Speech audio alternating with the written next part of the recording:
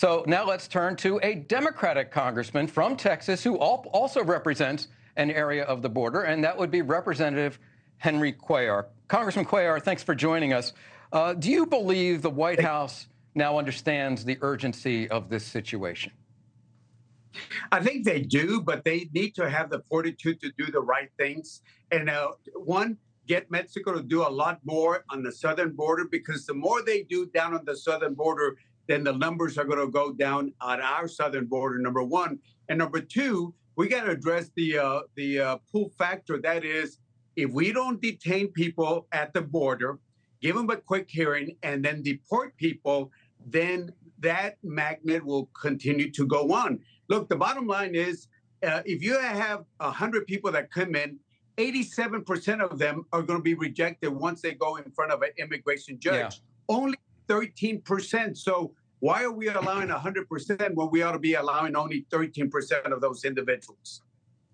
Congressman, the Justice Department, of course, the governor of your state, Greg Abbott, a couple of weeks ago initiated a law or signed a law that would essentially allow any law enforcement officer in the state of Texas, regardless of what agency they work for, to arrest someone suspected of being in the country illegally, and then that person would face two choices: go back across the border or face charges in a court of law. The Justice Department, there are now indications from the Houston Chronicle reporting that it's going to try to stop that in court.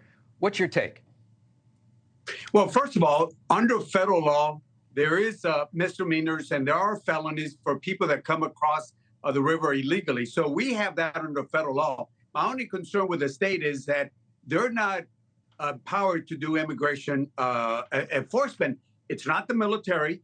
It's certainly not the state troopers in the state of Texas or the local government. It's the Border Patrol.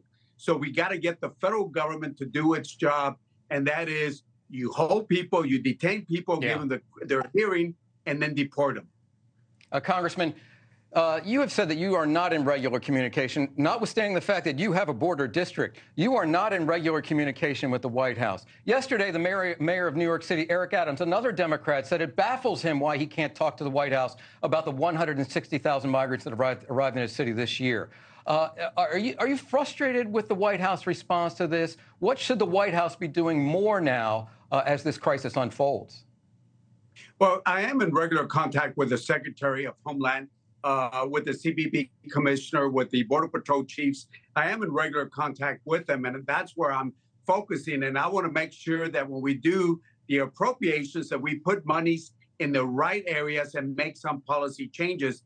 Am I a little frustrated with the White House? Of course I am. But that started back, I would say, probably a week or 2 weeks after the inauguration. So I now focus working with the Homeland Security and try to focus with the men and women that have been doing this for many years. Okay.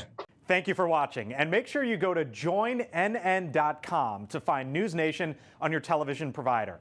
And don't forget to click the red subscribe button below to get more of NewsNation's fact-driven, unbiased coverage.